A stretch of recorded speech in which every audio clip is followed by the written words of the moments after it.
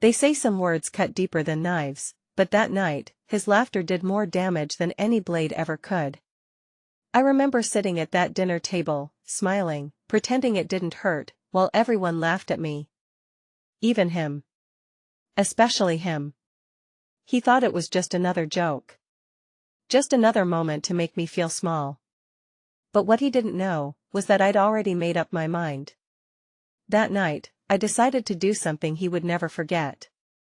And to this day, I still wonder if it was revenge, or if it was the moment I finally lost myself.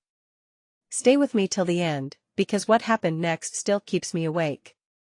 Subscribe to Stories by TE for more gripping stories about love, betrayal, and the choices that change everything. You know that kind of silence that doesn't feel peaceful? The kind that hums in your ears and makes your heart feel heavy? That was my marriage.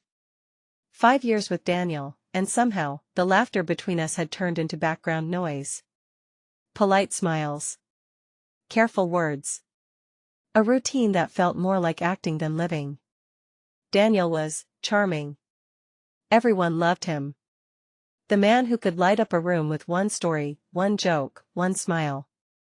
But the thing about charm is, it only shines where people can see it. Behind closed doors, he had a way of making me feel invisible. Not through yelling or insults. No. Daniel was smarter than that. He used words like tiny knives, dipped in sarcasm, wrapped in laughter. That evening, I was in the kitchen, nervously tasting the sauce for the 3rd time. He had invited 2 of his colleagues over for dinner, people I barely knew, but whose opinions clearly mattered to him. I wanted everything to be perfect. I wanted him to be proud of me. I remember looking at the dining table, candles lit, wine poured, plates set neatly. Everything looked beautiful. But inside, I felt like something was already breaking. When they arrived, Daniel turned on that bright, fake warmth of his. The kind he used to save for strangers. He complimented my cooking in front of them. "Emma's been trying to improve, you know. Last time, the pasta almost glued our mouths shut." They laughed. He laughed. And I just stood there, smiling, pretending I found it funny too. But every laugh felt like a slap across my chest. Throughout dinner, he kept going, making small jokes about how I used to burn toast or couldn't even boil rice without supervision. His friends thought it was all good fun. And maybe it was, to them. But when you love someone, and they use laughter to strip away your dignity in front of others, that's not humor. That's cruelty dressed in charm. I remember my hands trembling slightly as I refilled their glasses. One of his friends, Jason, gave me this quick, uneasy glance. The kind that says, "I see you." He smiled politely, trying to change the topic, but Daniel just kept going. At some point, I excused myself and went to the kitchen. I stood there, alone, pretending to fix something just to catch my breath. I could still hear them laughing from the dining room. My husband's voice cutting through the noise, smooth, confident, and sharp. And that's when it hit me. I didn't feel like a wife anymore. I felt like a prop. A background character in his perfect little show. I stared at the pot on the stove, steam fogging the lid, and for a second, I saw my reflection. Tired eyes. Shaky hands. A woman pretending everything was fine. But deep down, something inside me had started to shift. When I walked back into the dining room, the laughter was still there. But this time I wasn't really listening. I sat beside him, smiled when I was supposed to, nodded when it seemed right. But in my mind, I was somewhere else entirely. And in that moment, I realized something I never wanted to admit. I wasn't just hurt. I was angry. Not the kind of anger that makes you scream or throw things, no. This was quieter. Heavier. The kind that sits deep in your chest and whispers, "Enough." That was the night something inside me began to harden. I didn't know it yet, but a part of me was preparing to fight back, not with words, not with tears, but with silence, patience, and something far colder than forgiveness. And looking back now, I realize, that dinner wasn't just a meal. It was the moment everything started to change. I thought I'd already learned how to live with embarrassment, how to smile through the little humiliations that came with being Daniel's wife. But that night, he went too far. It started harmlessly: laughter, wine, the clinking of forks against porcelain. I remember the warm yellow light above the table, flickering slightly as if it knew what was about to happen. For a few minutes, I let myself relax. I thought maybe, just maybe, this dinner would end without me feeling small. And then it happened. Daniel leaned back in his chair, eyes gleaming with that same charm everyone admired. He started telling a story, our story, something from years ago that I'd told him in confidence. He said, "You guys won't believe this, when Emma and I first started dating, she was so desperate to impress me, she cried over burnt cookies." Everyone chuckled. Jason tried to smile politely, but the other guest, one of Daniel's colleagues, burst out laughing. Daniel wasn't done. He leaned in closer, lowering his voice like he was sharing some great secret. "And would you believe she even wrote me this long, emotional letter once, like something out of a teenage diary. Said she'd never felt love like mine before." He laughed. Everyone laughed. Except me. I froze. My fork hung in the air, my hand trembling slightly. For a moment, I couldn't even hear their voices. Just this dull ringing in my ears, like my heart had turned into a drum. That letter. He wasn't supposed to talk about it. It wasn't just paper and words, it was the rawest part of me, written at a time when I still believed love was safe. And now it was entertainment. I looked at him, really looked at him. And for the first time I didn't see my husband. I saw a stranger. Someone who enjoyed watching me break, piece by piece, as long as it made him look clever. He noticed my silence, and instead of stopping, he smirked. "Oh come on, babe, don't take it so seriously. We're just having fun." Fun. That word cut deeper than all the laughter combined. I forced a smile, swallowed the lump in my throat, and said, "Yeah, just fun." Jason's eyes met mine across the table. There was pity in them, and something else, something harder to define. He didn't laugh. He just gave me that quiet look that said, "I'm sorry." I looked away, but I could still feel his gaze on me. For a split second, it made me feel seen again, like someone actually noticed how much it hurt. But it was too late. The laughter had already done its damage. Later that night, when everyone had gone home and the dishes sat in the sink, Daniel was in the living room watching TV, acting like nothing happened. He didn't even look up when I walked past. I stood there for a moment, watching him, the man I once loved more than anything. And all I could think was, how did we get here? That night, as I lay in bed beside him, staring at the ceiling, the sound of their laughter replayed in my head over and over, louder, crueler, until it drowned out everything else. It echoed in the walls of my mind. It burned in my chest. And it refused to fade. But somewhere beneath that hurt, something else started to stir. It wasn't anger. Not exactly. It was more like awakening, a quiet voice whispering that I'd had enough of being small. I turned my head slightly toward Daniel, watching him sleep peacefully, like he hadn't just ripped something out of me. And in that darkness, I made a silent promise to myself. I wasn't going to cry anymore. I wasn't going to beg for his respect. He wanted a performance? Fine. I'd give him one he would never forget. That was the night I stopped being his audience, and started becoming the story he'd regret telling. Stay with me, because that dinner might have ended, but the real night, the one that changed everything, was only just beginning. That night, I didn't sleep. I just lay there, staring into the darkness, listening to the slow rhythm of Daniel's breathing beside me, steady, peaceful, like a man with no conscience. My mind wouldn't stop. It kept replaying every moment from dinner, every laugh, every sideways glance, every word that made my heart shrink a little smaller. The letter. The way he said it. The way they all laughed. It wasn't just humiliation, it was exposure. Like he'd peeled off my skin and let the whole world see what was underneath. I kept asking myself the same questions over and over. Was I boring? Too quiet? Too loyal? Was that why he treated me like a joke? I tried to tell myself I was overreacting. That maybe he didn't mean it that way. Maybe I was being sensitive. That's what he always said when I tried to talk about how he made me feel. You're too emotional, Emma. Can't you take a joke? Don't ruin the mood. Little phrases that used to sound harmless, until I realized they were ways to shut me up. I turned my head and looked at him, lying there like nothing had happened. And for a second, I wondered, when did I stop recognizing this man? I used to love the way he smiled. Now I hated it.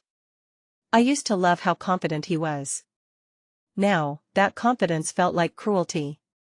The clock on the wall ticked softly, and with every second, I felt myself drifting further away from him. I got up quietly, went to the kitchen, and poured myself a glass of wine. The red liquid caught the dim light, swirling, deep, almost hypnotic. I stood there, barefoot on the cold tiles, staring at my reflection in the dark window. My face looked empty. No anger. No tears. Just this hollow calm that scared me more than sadness ever did. I thought about what revenge might look like. Not because I wanted to hurt him, but because, for once, I wanted him to feel. I imagined him sitting there, speechless. Imagined the same silence he'd given me for years turning back on him like a mirror. But then, another part of me whispered that I couldn't do it. That I wasn't built for cruelty. I'd always been the one to forgive. The one to keep the peace. The one who smiled even when it hurt. And yet, the more I thought about it, the more that version of me felt like a stranger. Maybe I'd been too loyal to a man who didn't deserve it. Maybe I'd been too patient with someone who saw my love as weakness. I sat down at the kitchen table, holding that glass of wine, and whispered to myself, why do I keep trying to prove my worth to someone who's already decided I'm not enough? The silence answered back, loud and heavy. That's when my phone buzzed. A message. Jason. Just 2 words, you okay? I stared at the screen for a long time. He didn't have to send that message. But he did. And in that tiny moment, I felt something I hadn't felt in months, seen. I didn't reply right away. I told myself I shouldn't. That it wasn't right. He was Daniel's friend. He was there at dinner. It would look wrong. But my heart didn't care about right or wrong anymore. It just wanted to be heard. I typed, I'm fine. Just tired. He replied almost instantly, you didn't look fine tonight. My chest tightened. For a moment, I couldn't breathe. How did he notice, when my own husband didn't? We exchanged a few more messages, short, harmless words. But beneath them was something else. Something unspoken. I told myself it was just kindness. That he was being thoughtful. But the truth was, his words filled a space that had been empty for too long. When I finally went back to bed, Daniel shifted in his sleep and turned away from me, like he always did. I lay there, staring at his back, phone still glowing faintly in my hand. That was the first night I realized, the loneliest feeling in the world isn't being alone. It's lying next to someone who stopped seeing you long ago. From that moment on, everything felt different. The air in the house.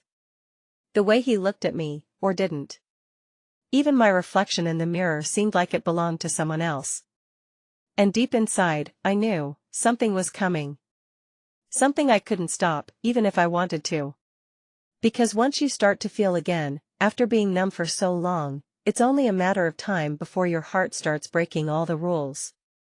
Jason's message came just after 9 p.m., short, simple, but warm enough to melt the ice sitting heavy on my chest.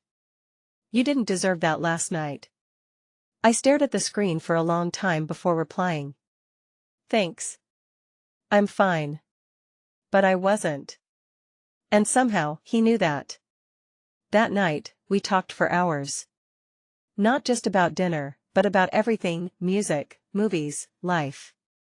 It felt like slipping into sunlight after living too long in the dark. Jason wasn't like Daniel. He didn't interrupt. He didn't laugh when I paused. He actually listened. The next few days, our chats became a quiet routine, little stolen moments I couldn't wait for. Mornings started with "good luck today," nights ended with "sleep well, M." No one had called me M in years. At home, Daniel was the same. His words cut sharper now, his sarcasm bolder. "Don't burn the toast again, chef," he'd smirk, even when it was perfect. I'd smile, pretending not to care, but inside, I was shrinking, folding into myself. Then one evening, Jason texted, "You shouldn't let him talk to you like that." I typed, "He's just tired." He replied, "No, he's cruel." My fingers froze on the screen. Cruel. No one had ever said it out loud before. And hearing it, even through text, felt like permission to finally see the truth. That night, Daniel came home late, smelling of alcohol and laughter that didn't include me. He collapsed on the couch, phone still buzzing with notifications. I watched him for a long time, his chest rising and falling, so peaceful, so unaware. And that was when I whispered to myself, I deserve to feel alive again. The next morning, Jason asked if I wanted to grab coffee. Just coffee. That was the lie we both agreed to tell ourselves. I stood in front of the mirror, fixing my hair, my heart pounding like a warning I didn't want to hear. When I arrived at the cafe, he was already there, sitting by the window, smiling like he'd been waiting forever. "Hey," he said softly. That single word, it did something to me. We talked for hours, about everything and nothing. I laughed, genuinely, for the first time in months. He looked at me like I was someone worth listening to. When the sky turned gray and the lights flickered on, he walked me to my car. We stood too close, too quiet. The kind of silence that hums with everything unsaid. "Emma," he whispered, "you don't have to go home yet." My throat tightened. I should. But I didn't move. Neither did he. And when his hand brushed mine, just once, the world seemed to stop spinning. I didn't kiss him that night. But the moment I drove away, I knew the line had already been crossed. I told myself it was harmless. Just two people talking. But deep down, I knew exactly where it was heading. The next weekend, Daniel decided to play the doting husband again. He came home early, bouquet in hand, voice dripping with fake charm. "Babe, let's have everyone over again, like old times." Old times. That phrase made my stomach twist. But I smiled. "Sure. Let's." Only this time. I wasn't the same Emma. Something inside me had shifted. The fragile girl who once begged for his approval was gone. What stood in her place was someone calm. Cold. Someone who finally knew her worth. All day, I moved around the kitchen like a ghost, chopping, stirring, arranging. My hands worked, but my mind was elsewhere, replaying Jason's words from the night before. "You don't owe him your silence, Emma." That night with Jason had been a storm, quiet at first, then violent, then still. And when it was over, I'd looked at the ceiling and felt free. Ashamed, yes. But free. When the guests arrived, laughter filled the house, the kind that sounds warm but feels like ice. Daniel was in his element, cracking jokes, pretending to be the perfect husband. His friends played along, sipping wine, clinking glasses. I set the table. Perfect, as always. Then sat beside him, a soft smile hiding the hurricane inside me. As dinner went on, Daniel began his favorite act, turning me into the evening's entertainment. "Careful, guys," he grinned, "Emma almost burned down the kitchen last week trying to boil eggs." The table erupted in laughter. And I laughed too, but slowly. Controlled. The kind of laugh that makes people uneasy once they really listen. I set my glass down and looked him straight in the eyes. "Funny," I said softly. "At least I can cook." He smirked, raising a brow. "Oh? And what exactly do you mean by that?" I leaned back, voice steady, eyes unblinking. Can you say the same about being faithful? The laughter died instantly. You could hear the sound of a fork drop. Daniel froze. What did you just say? I tilted my head, smiling sweetly. You heard me. Jason, sitting across the table, couldn't meet my eyes. His hand gripped his wine glass so tight, I thought it might break. The others exchanged looks, unsure whether to breathe or blink. Daniel's face went pale. Emma, don't do this. Do what? I asked calmly. Tell the truth? I thought that's what we did at this table, laugh about honesty, right? His voice cracked. You're lying. I shook my head slowly. No, Daniel. Not this time. The air in the room thickened. The smell of roasted chicken, perfume, and tension all mixed into something unbearable. No one spoke. Even the clock on the wall seemed to stop ticking. Jason finally pushed his chair back and stood up, muttering, I should go. But Daniel's voice thundered, sit down.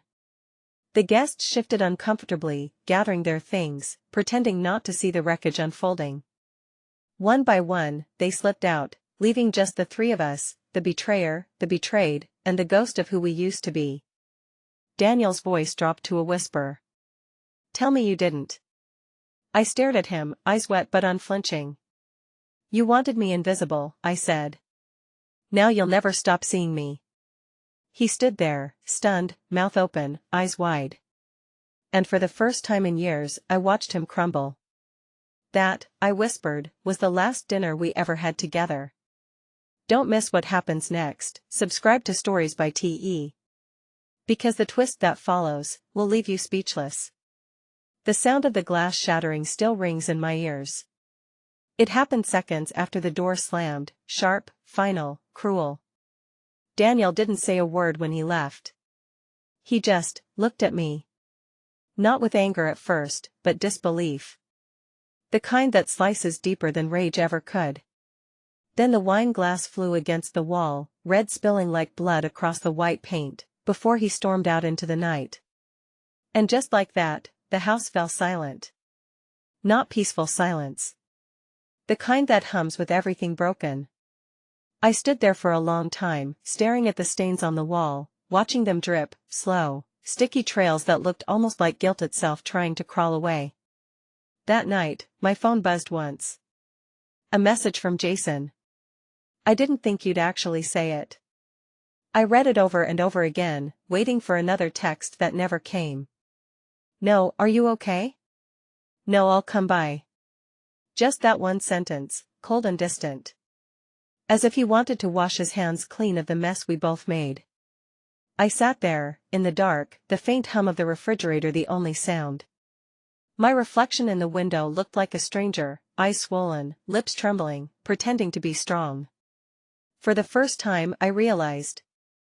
I didn't feel victorious. I felt hollow. Like revenge had burned through me, leaving nothing but ash. The next morning, Daniel's clothes were gone. His side of the closet, empty. The space looked too neat, too calm, as if he'd been planning it. A note sat on the dresser. Just 3 words, you got what you wanted. But what did I want? An apology?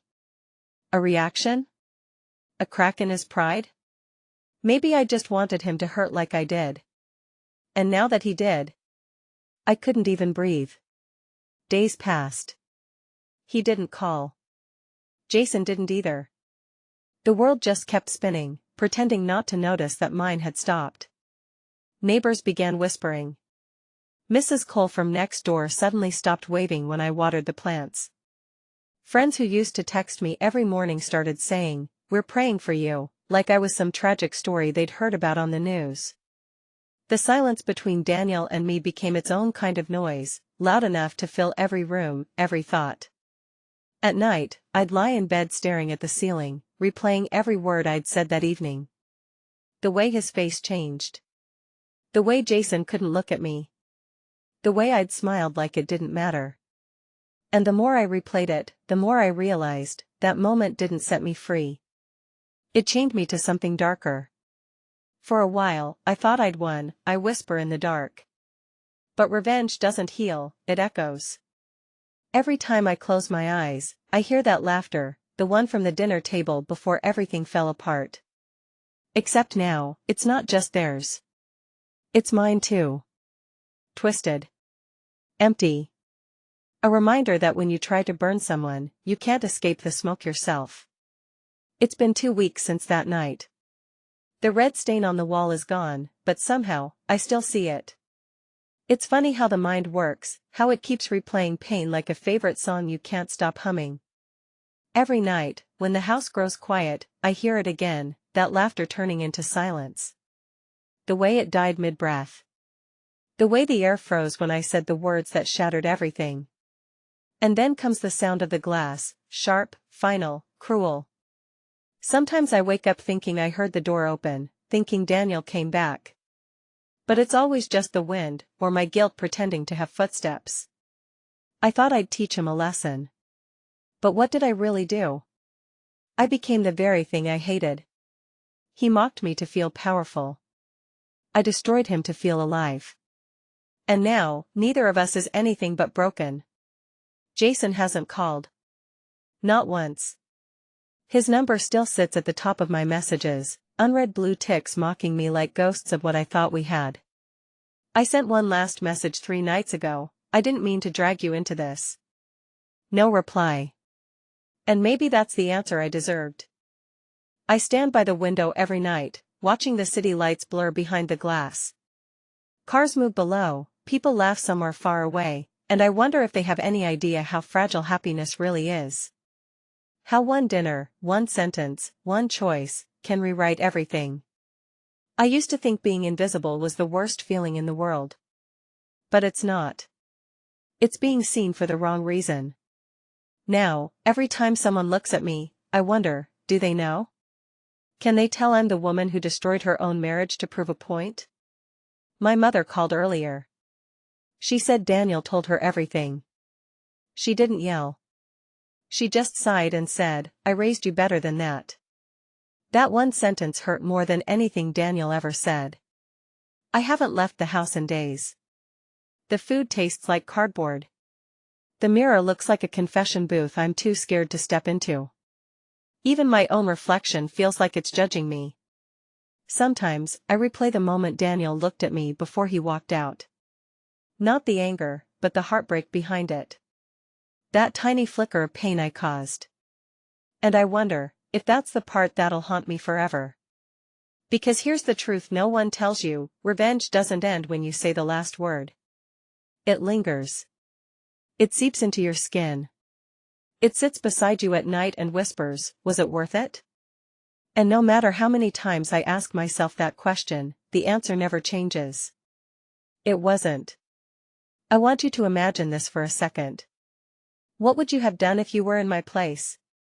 Would you have stayed silent, swallowed every cutting word, every mocking laugh, and pretended it didn't hurt? Or would you have finally let him feel the pain you've carried in silence for years? I can tell you this, nothing felt sweeter in the moment, but nothing has been lonelier in the aftermath. Share your thoughts in the comments. Tell me your perspective. Your story might help someone else see their own situation in a different light, because sometimes, we only understand our own hearts when we hear the experiences of others. And if you love deep, emotional stories about love, betrayal, and the choices that haunt the heart, the kind that stay with you long after the screen goes dark, then make sure you subscribe to Stories by TEE. Because the next story, the next twist, the next secret waiting to be revealed, you won't